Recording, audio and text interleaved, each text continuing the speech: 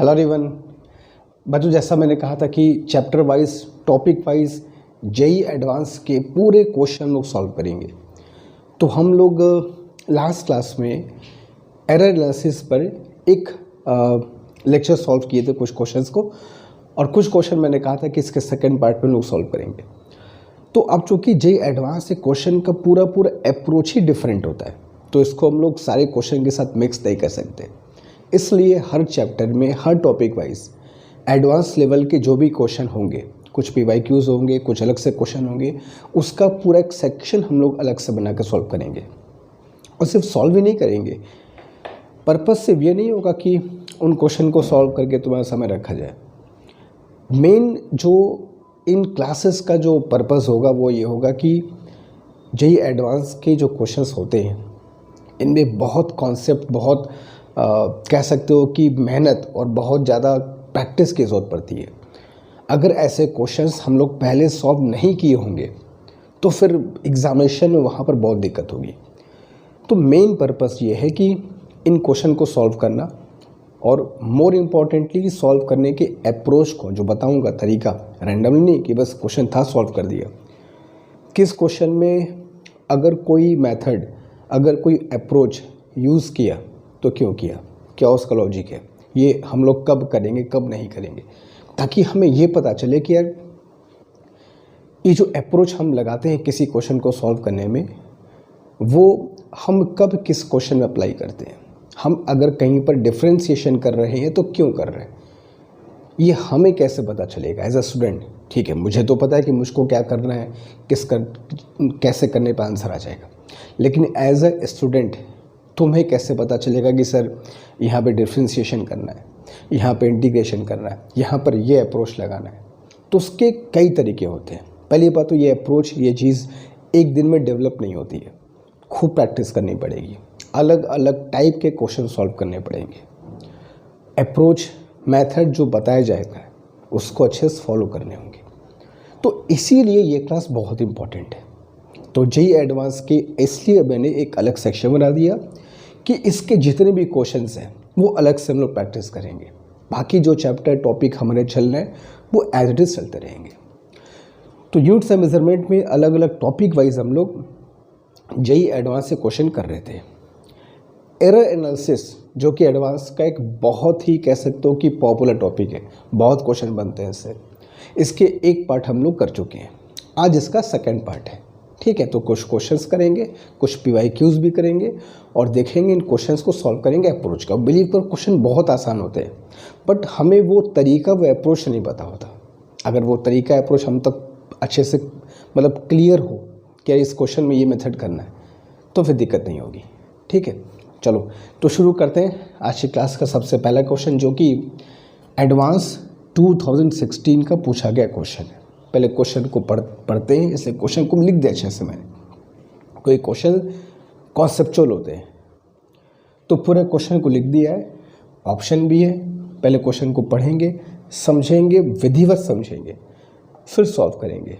जितना टाइम लगेगा लगने दो, सीखना है तो टाइम की टेंशन नहीं है। ठीक है, चलो क्वेश्चन कह रहा है कि in an experiment to determine the value of G. हमें एक एक्सपेरिमेंट में जी की वैल्यू को फाइंड करना है। ठीक है, कैसे फाइंड करना है, तो उसमें एक फॉर्मूला यूज़ किया गया, T = 2π√7r-r/5g। ये एक फॉर्मूला है। फॉर्मूला कहाँ से आया, किसका फॉर्मूला है, मत सोचो अभी, बस जो दिया है उसको यूज़ करना है। यहाँ पे जो कैपिटल R है इसकी वैल्यू 60 ± 1 mm, मतलब मेज़र किया गया है 60 मिलीमीटर, ±1 का एरर हो सकता है। स्मॉल r 10 मिलीमीटर, ±1 का एरर हो सकता है। देखने से लग रहा है कुछ रेडियस वगैरह होंगे। ठीक है, हम सबसे मतलब नहीं है, बस फॉर्मूले से मतलब है, फॉर्मूले में जो चीज़ है उससे मतलब है।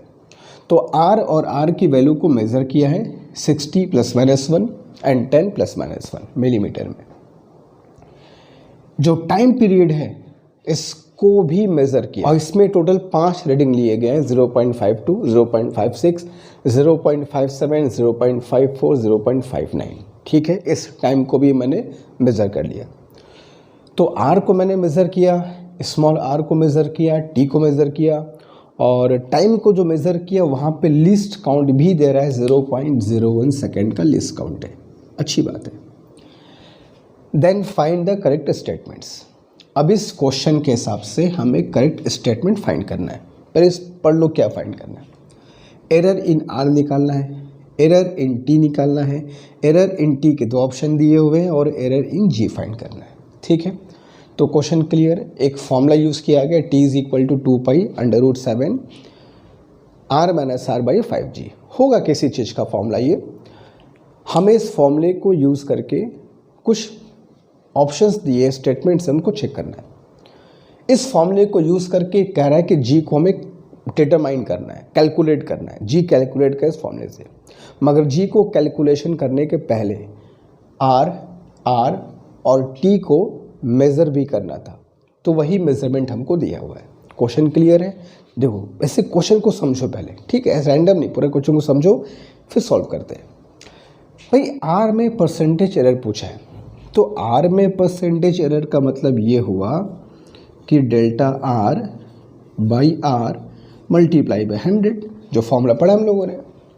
तो डेल्टा आर यही तो है, +-1, वही तो उसका एरर है।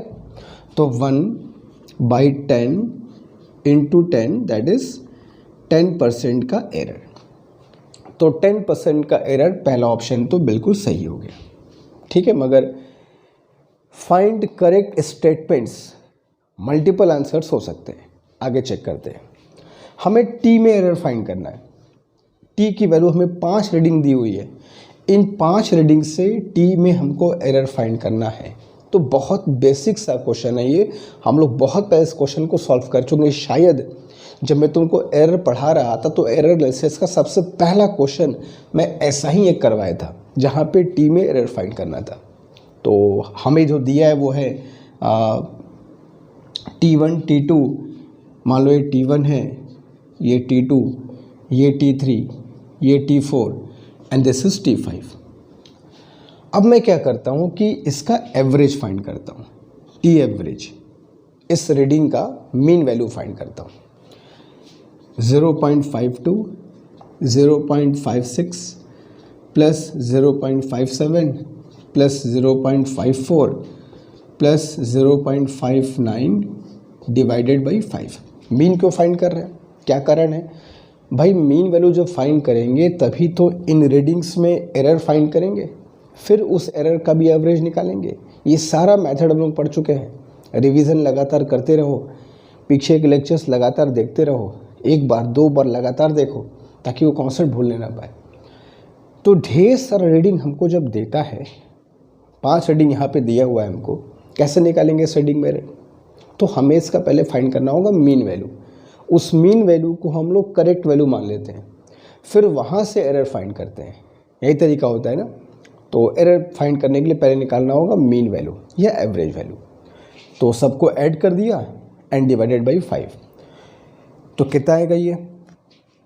2, 6, 8, 7, 15, 4, 19, 5, 99, 28, 2, फिर 7, 5, 12, 5, 17, 5, 22, 5, 27। तो 2.78 बाई 5, जो कि 0. कितना हो जाएगा? 5 एंड 6, जिसको अप्रॉक्सीमेटली हम लोग 0.56 कह सकते हैं। तो टी की जो एवरेज वैल्यू आ गई बालक, टी एवरेज वैल्यू आ गई 0.56। ठीक है, अब इसी टी एवरेज से हम लोग जो भी रीडिंग्स आई हैं उनमें क्या फाइंड करते थे? एरर। तो अगर मैं एरर फाइंड करूं, दैट इज़ डेल्टा T1, तो इनका डिफरेंस कितना है? 0.04। डेल्टा T2, इनका डिफरेंस कितना है? 0। डेल्टा T3 इज़ 0.01 इसके हिसाब से। Delta T4 is 0.02 and delta T5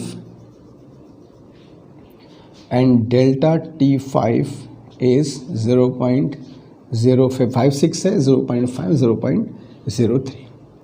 तो ये हमारे आगे हर एक रीडिंग में जो टी का रीडिंग है उसमें कितना एरर होगा। अब हम लोग क्या करते थे, याद करो, इस डेल्टा टी का भी एवरेज निकालते थे। ठीक है, तो ये कितना हो जाएगा, सबको ऐड कर दो, 0.04 plus 0 plus 0.01 plus 0.02 plus 0.03 divided by 5, तो कितना आएगा, 4 1 5 2 7 3 10, 0.10 बाई 5 सॉल्व किया तो 0.02। ठीक है, ये आ गया हमारा इस मेज़रमेंट में एरर की एवरेज वैल्यू। तो परसेंटेज एरर इन टी कैसे फाइंड करते थे, याद है फॉर्मूला ना, एरर की average value divide by T की एवरेज वैल्यू मल्टीप्लाई बाई 100। एकदम पहला क्वेश्चन था एरर का, इस क्वेश्चन को हम लोग किए हुए। ठीक है, तो एरर में डेल्टा टी मतलब एरर की एवरेज वैल्यू कितनी है, 0.02 डिवाइड बाई टी की एवरेज वैल्यू कितनी है, फाइंड किया 0.56 इंटू 100। ठीक है, तो इट विल बी 1/28 इंटू 100, तो 4 से डिवाइड किया तो 25/7, जिसको सॉल्व करने पर अप्रॉक्सीमेटली 3.57% आ जाएगा ये। तो 3.57% is the actual error in the value of T. तो सेकंड ऑप्शन भी क्या हो गया हमारा, सही हो गया। तो टी में एरर आ गया, आर में एरर आ गया। अब फाइंड करना है हमको जी में परसेंटेज एरर। इस फॉर्मूले में अगर दोनों तरफ मैं स्क्वायर कर दूं तो T square is equal to क्या हो जाएगा, 4 pi square and 7 R minus R by 5g। ठीक है, तो g इज इक्वल टू हमें क्या मिल जाएगा, 4 इंटू 7, इसको एक साथ कर लो, 28 पाई स्क्वायर अपॉन 5, जिससे कोई मतलब नहीं है मुझको, और क्या बचेगा, r minus R upon T square. अब याद करो, ऐसे क्वेश्चन में हम लोग एरर निकालने के लिए फॉर्मूला क्या बनाते थे। अगर मैं यहाँ से फॉर्मूला निकालूँ तो percentage error in G is equal to क्या होगा, percentage error in this upon percentage error in this. ठीक है, तो इसके लिए फॉर्मूला क्या बनता था, delta R minus R upon R minus R into 100। ठीक है, और प्लस ये टी स्क्वायर है तो 2 into delta T by T into 100। अब r माइनस आर में एरर कितना होगा, तो हम लोग जब भी अब याद करो फॉर्मूला में क्या पढ़े थे कि z इज इक्वल टू अगर a माइनस बी है तो delta z is equal to क्या होता था, delta a plus delta b, error को प्लस करते थे। तो उसी प्रकार अगर मैं r माइनस में डेल्टा r माइनस आर निकालना है तो इस r माइनस आर का जो, अगर इसको मैं r ही लिख दूँ कि z is equal to r minus R, तो डेल्टा z क्या होगा, delta R plus delta R हो जाएगा, हमेशा ऐड होता है। तो delta R is 1, delta R is 1, तो delta R plus delta R कितना आ जाएगा, 2। तो यहाँ पर जो वैल्यू आएगी वो कितनी आएगी, 2। ठीक है, divided by R minus R, तो 60 माइनस 10 किया तो कितना आ गया, 50 into 100 plus 2 into delta T by T into 100। तो delta T by T into 100 मतलब टी में परसेंटेज एरर, जो कि पहले ही फाइंड कर चुके, कितना बलक 3.57। तो कितना हो जाएगा ये, 25 इंटू 4 ये हो गया, प्लस 3.57 इंटू 2 करोगे अप्रॉक्सीमेटली 7 बोल सकते हो, अप्रॉक्सीमेटली इसकी जो वैल्यू होगी वो लगभग 11% आ जाएगी। तो 11% is also the right answer. ठीक है, तो option number first, second and fourth, ये 3 ऑप्शंस में करेक्ट हो गए। बट मैंने पहले कहा किसी खास क्वेश्चन को देखने से पहले, अब देखो इस एक क्वेश्चन में है तो कि क्वेश्चन एडवांस का, लेकिन उसमें कितनी चीज़ें पूछ लिया। एक मेज़रमेंट में एरर कैसे निकाले तो वो पूछ लिया, a माइनस बी में एरर कैसे निकाले तो वो पूछ लिया, किसी एक्सप्रेशन में एरर कैसे निकालते वो भी पूछ लिया। तो यही तो खास बात है एडवांस क्वेश्चंस की कि उसमें एक ही क्वेश्चन में कई कॉन्सेप्ट तुमसे पूछ लिए जाते हैं, इसलिए हर कॉन्सेप्ट हमको अच्छे से पता होना चाहिए। ठीक है, तो फर्स्ट क्वेश्चन हो गया, अभी कुछ क्वेश्चन और करेंगे, इसको कॉपी कर लो, फिर चलते हैं नेक्स्ट क्वेश्चन की तरफ जल्दी। अब ये क्वेश्चन बहुत अच्छा क्वेश्चन है, बहुत छोटा सा क्वेश्चन है और एडवांस 2018 में पूछा गया क्वेश्चन है। एरर का ही क्वेश्चन, देखते हैं क्वेश्चन क्या कह रहा है।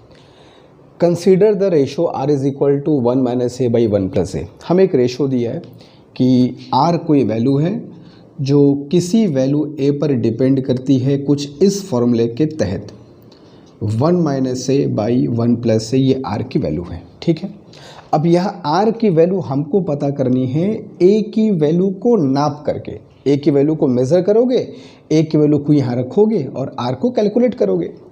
तो a को मेज़र करना है, फिर r कैलकुलेट करना है। लेकिन अगर a को मेज़र करने में ही गलती कर दोगे तो भैया r की भी तो वैल्यू गलत ही कैलकुलेट करोगे। तो वही क्वेश्चन कह रहा है कि इस फॉर्मूले को देखकर बताओ कि अगर a में जो कि हम मेज़र करेंगे उसमें एरर अगर डेल्टा a हो तो r में एरर कितना होगा। जाहिर सी बात है a गलत तो r गलत, क्योंकि a के हेल्प से तुमको r फाइंड करना है। तो अगर a में एरर डेल्टा a है तो what is the error in r, हमें दिया हुआ है ये ऑप्शन, एरर फाइंड करना है। If the error in the measurement of a is this much delta a and delta a by a is very less than 1।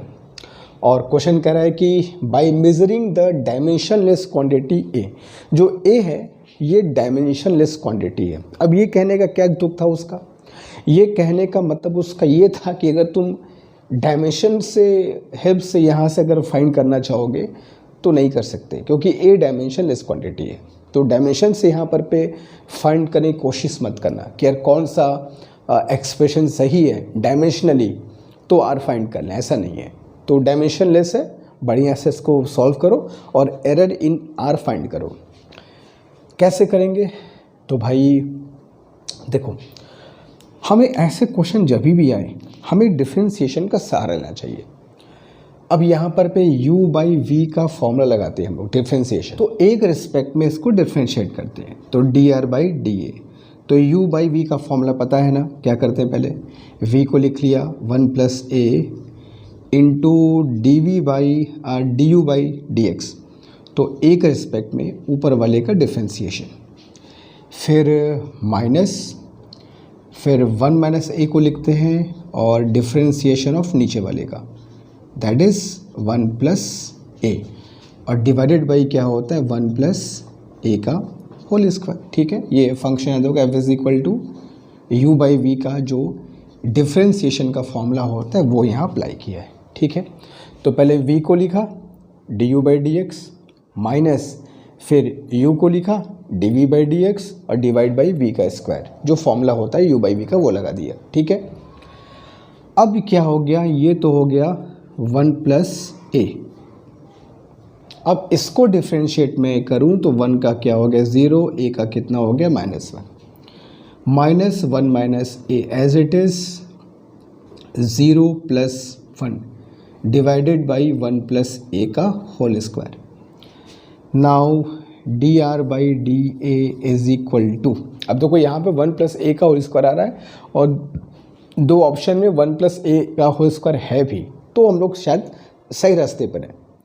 तो 1 + a -1 है, भूलना नहीं, तो -1 - a, और ये निगेटिव है तो -1 और माइनस क्या हो जाएगा +a and divided by 1 + a का होल स्क्वायर। तो -a + a यहाँ से कैंसिल और ये कितना हो गया -2 बाई 1 + a का होल स्क्वायर। ठीक है, तो अगर मैं यहाँ से मॉड निकालूँ, mod dr is equal to, तो dA को वहाँ भेज सकता हूँ, तो 2dA बाई 1 + a का होल स्क्वायर, और dr मतलब जो तुम्हारा एरर हुआ डेल्टा r, तो यहाँ से मुझको मिल गया delta r is equal to 2 delta a by 1 plus A का होल स्क्वायर। यही हमारा आंसर होगा जो कि डेल्टा आर यानी कि आर में एरर को शो करेगा। ठीक है, ऑप्शन नंबर 2 इज़ करेक्ट। ठीक है, तो इस तरीके से हम लोग फाइंड कर सकते हैं ऐसे क्वेश्चंस का आंसर। डिफरेंशिएशन यहाँ पर एक बढ़िया टूल होता है एरर फाइंड करने के लिए। ठीक है, तो जल्दी करो और क्वेश्चन की तरफ चलेंगे आगे। Do it. चलते बच्चों क्वेश्चन नंबर 3 की तरफ, जो बहुत ही अच्छा क्वेश्चन है, बहुत बढ़िया तो एक कॉन्सेप्ट तुमको मिलेगा और इसको सॉल्व करने में तुमको लगेगा कि यार ऐसा क्वेश्चन भी आ जाएगा तो क्या बात है।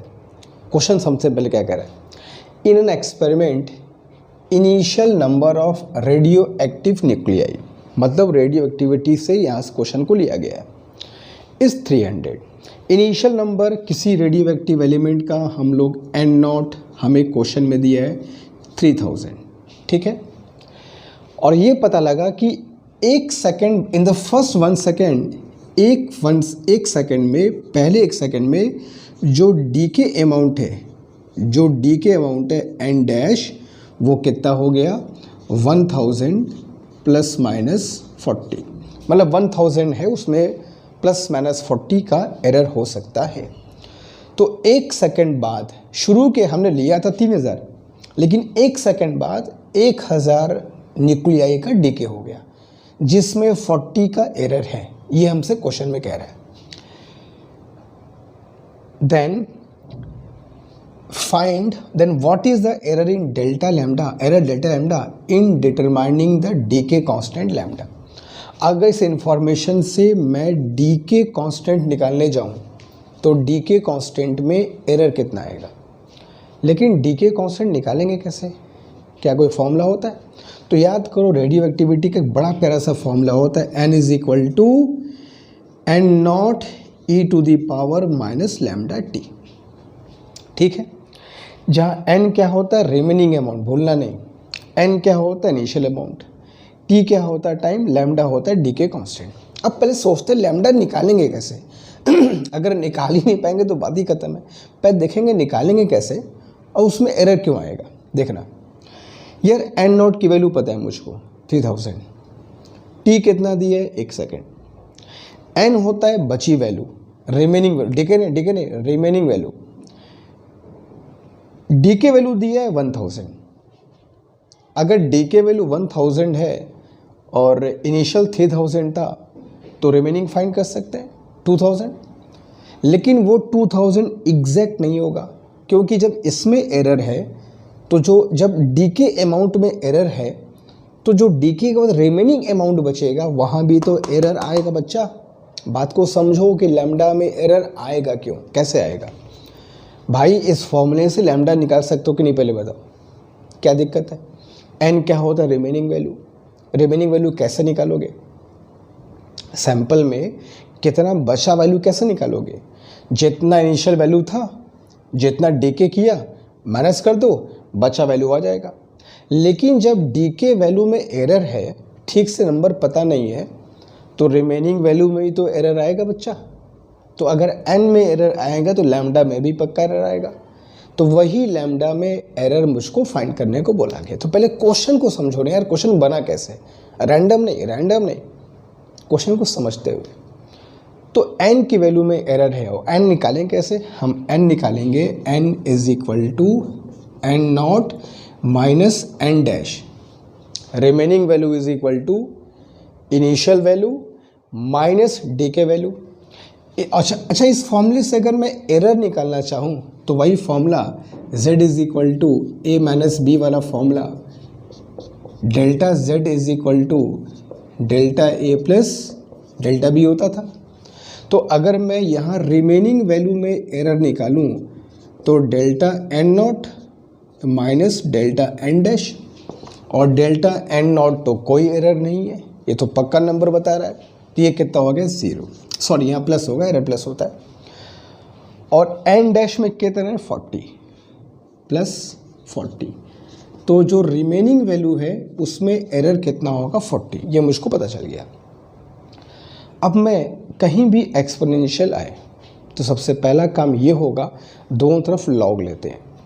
तो log n is equal to log m into N भी कर देना, तो log m plus log n, ठीक है। तो log n is equal to log n naught, ये माइनस लैम्डा टी आ जाएगा और log e की वैल्यू कितनी हो जाएगी बेटा 1, ठीक है। सिंपल लॉगरिथमिक फॉर्मूला ये। अब मैं इसको लैम्डा के टर्म्स में डिफ्रेंशिएट करता हूँ, या एक काम करो लैम्डा टी को यहाँ ला दो, तो lambda T is equal to क्या बोल सकते हो, log n naught minus log n बोल सकते हो, कोई दिक्कत नहीं है, ठीक है। अब लैम्डा के रिस्पेक्ट में डिफ्रेंशिएट करते हैं, तो लैम्डा कितना हो गया 1, टी तो कांस्टेंट है, टी में तो कोई दिक्कत नहीं है, ये भी कांस्टेंट है 0, log n का डिफ्रेंशिएशन 1/n और then dn/d lambda. log n का कितना होगा difference 1/n, then dn/d lambda. तो यहाँ से मुझको d लैम्डा फाइंड करना होगा, तो माइनस dn/n इंटू टी, या mod of d lambda is equal to dn/n into T. अब यहाँ से फाइंड कर सकते हैं हम लोग, तो यहाँ निकल लेता हूँ, d lambda error is equal to dn, n में कितना एरर है 40 is there, divide by n कितना था, n इज रिमेनिंग वैल्यू, तो n is n naught minus n dash, that is 3000 minus 1000, that is 2000, तो n की तो value है 2000 और टाइम कितना दिया है 1 सेकेंड की बात हो रही है, ये कैंसिल, और ये कितना आएगा 2/100 यानी कि 0.02। तो लैम्डा की वैल्यू में जो एरर आएगा वो कितना आएगा 0.02 इज़ योर राइट आंसर, ठीक है। तो बहुत मुश्किल क्वेश्चन नहीं था, मगर बहुत आसान क्वेश्चन था, ठीक है। और मगर तुमको अप्रोच देखना है, हर फॉर्मूले हर क्वेश्चन के पीछे उसके फ्रेमिंग के पीछे वजह रीज़न जाने कि भाई वो क्वेश्चन बना तो कैसे बना। तो जल्दी कर लो, नेक्स्ट क्वेश्चन तो चलते हैं, ठीक है, डू इट फास्ट।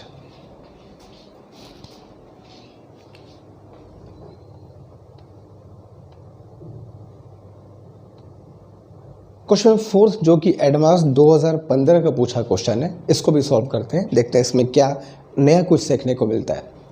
कह रहा है कि the energy of a system, एक सिस्टम की एनर्जी जो है वो किसी फॉर्मूले के द्वारा एक्सप्रेस होती है। फॉर्मूला है as a function of time energy change कर रही है, E is equal to a² e के पावर माइनस अल्फ़ा टी, यानी एनर्जी टाइम के साथ चेंज कर रही है। फॉर्मूला है a² e के पावर माइनस अल्फ़ा टी, जहाँ अल्फ़ा दे दिया है हमें 0.2 पर सेकेंड, तो अल्फ़ा की वैल्यू कांस्टेंट है, 0.2 पर सेकेंड फिक्स है।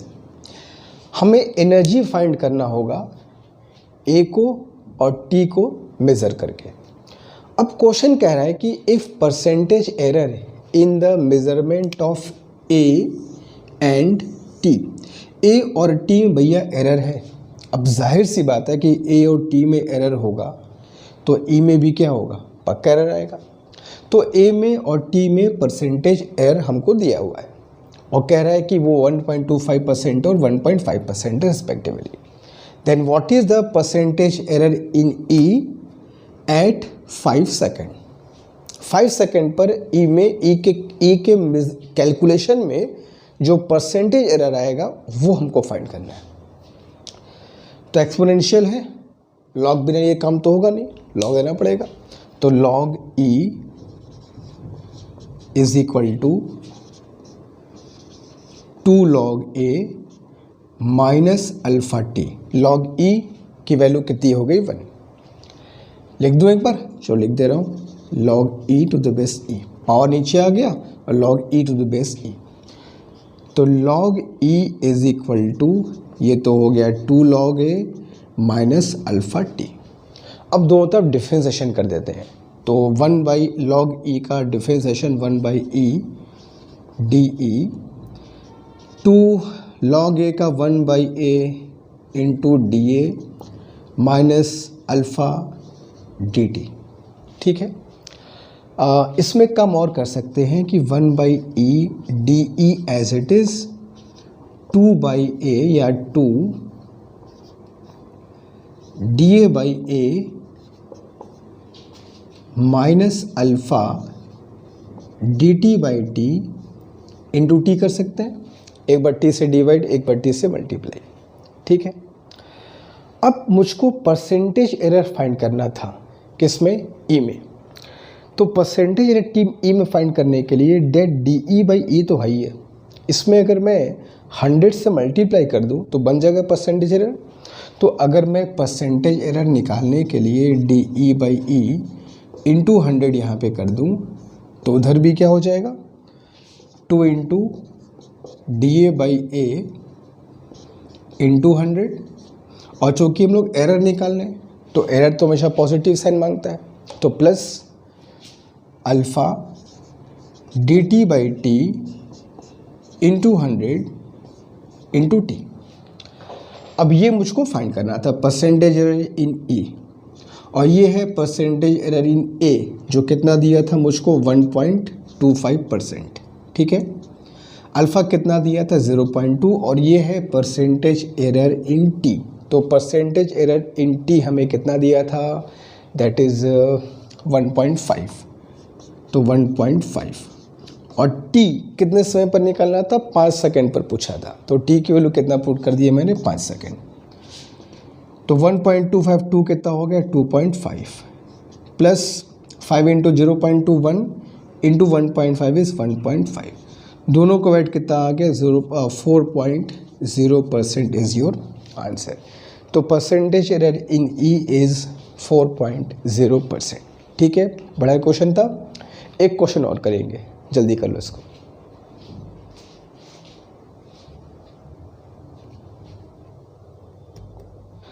नेक्स्ट क्वेश्चन 2019 में पूछा गया था।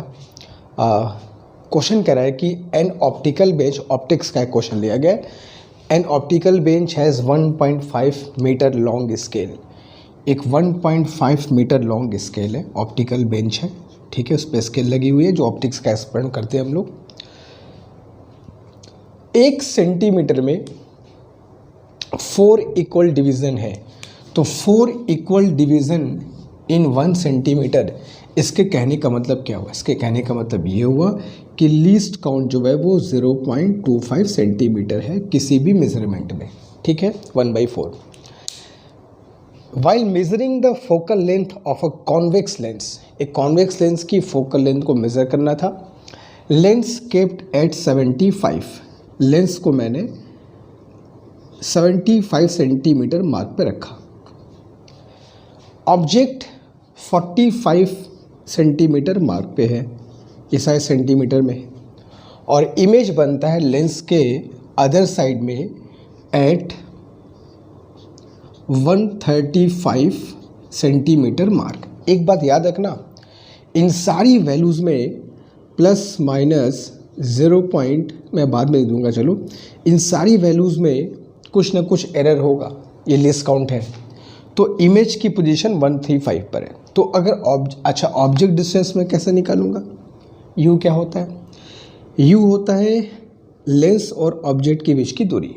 तो ये 75, ये 45, लेकिन ये एरर के साथ आएगा। तो u plus minus delta u is equal to इन दोनों के बीच का डिस्टेंस। कैसे निकालोगे, 75 plus minus 0.25 minus 45 plus minus 0.25। ठीक है, ये 75 में इतना एरर हो सकता है, इसके 45 मार्किंग में इतना एरर हो सकता है। तो अगर यहाँ से मैं u plus minus delta u निकालूँ तो कितना आएगा, 75 माइनस 40 कितना आ गया, 30, एंड एरर तो हमेशा ऐड होता है। तो 0.25 कितना आ जाएगा, प्लस माइनस 0.50 सेंटीमीटर। ठीक है, अब अगर मैं v निकालूँ, v भी एरर के साथ आएगा, v plus minus delta v is equal to 135 marking में प्लस माइनस 0.25 का हेरफेर हो सकता है, एंड माइनस इनके बीच का डिस्टेंस यहाँ से यहाँ तक 75 प्लस माइनस 0.25, ठीक है। अब इसको अगर मैं सॉल्व करूँ तो कितना आएगा, 135 मैं 75 किया तो कितना हो गया 60 एंड प्लस माइनस 0.50 सेंटीमीटर, ठीक है। अब मुझको कह रहा है कि फोकल लेंथ को मेज़र करने में एरर बताओ, लेकिन फोकल लेंथ को मेज़र करने में एरर आएगी क्यों। देखो फॉर्मूला जो होता है 1/f is equal to 1/v minus 1/u होता है लेंस के लिए, लेकिन v और u की जो वैल्यू है, v और u की वैल्यू उसमें खुद एरर है। तो v और u की वैल्यू में अगर एरर है तो जाहिर सी बात है f की वैल्यू में भी एरर आएगा, वही परसेंटेज एरर पूछा गया है। इसको डिफ्रेंशिएट कर दो। अच्छा पहले f की वैल्यू कैलकुलेट कर लो, तो 1/60 प्लस 60 होगा माइनस 1/-30, ठीक है। एलसीएम कितना आ गया 60, 1 प्लस कितना हो जाएगा ये 2, तो दैट इज़ 1/20, तो f की वैल्यू आ गई प्लस 20 सेंटीमीटर। लेकिन इसमें एरर भी होगा क्योंकि u और v की वैल्यू 60 और 30 एग्जैक्ट नहीं है, उसमें कुछ एरर भी है। तो f की जो वैल्यू आई वहाँ भी एरर होगा, उसमें परसेंटेज एरर फाइंड करना है। अब इसको डिफ्रेंशिएट कर दो, तो df by minus F square 1/x का कितना होता है differentiation minus 1/x square, 1/v का minus 1/v square dv and maths क्या हो जाएगा प्लस 1/u स्क्वायर du। लेकिन एरर में हम लोग सब प्लस लेते हैं, तो df इज इक्वल टू क्या हो जाएगा F square dv by V square and plus du by U square. F square की वैल्यू 20 के स्क्वायर कितना हो जाएगा 400, ठीक है। dv की value dv is 0.5 divide by V square 60 का स्क्वायर 3600 प्लस du अगेन 0.5 है और u का स्क्वायर मतलब 30 का स्क्वायर 900, ठीक है। अगर मैं यहाँ से df कैलकुलेट करना चाहूँ और अंदर भेज दूँ तो कितना आ जाएगा 0.5/9 और प्लस 2/9 मेरे ख्याल से, ठीक है। इसको अंदर भेजा तो 0 0 कैंसिल, 4 9 36 0.5/9। इसको अंदर भेजा 0 0 कैंसिल, 2 0 0.5 इंटू 2 4 किया तो 2/9, तो 2/9 प्लस 2.5 ये कितना हो जाएगा 2.5/9। ये df की वैल्यू आ गई, df की वैल्यू आ गई, f की तुमको वैल्यू पता है, तो परसेंटेज एरर कैसे निकालोगे is equal to df by f into 100। अब df की वैल्यू पता है, f तुमको 20 पता है, रख के सॉल्व कर लोगे तो अप्रॉक्सीमेट इसकी जो वैल्यू आएगी 1.39% के आसपास इसकी वैल्यू आएगी, ठीक है। तो इस तरीके से हम लोग इस क्वेश्चन को सॉल्व कर सकते हैं। 2019 में क्वेश्चन पूछा गया था जो कि ठीक ठाक क्वेश्चन में आएगा, बहुत मुश्किल भी नहीं आएगा, मगर अगर ऐसे क्वेश्चन पहले से किए रहोगे तो अच्छा रहेगा, पता रहेगा कि भाई ये भी मेथड होता है, ठीक है। तो ठीक है बच्चों, आज हम लोग यहाँ पे स्टॉप करेंगे।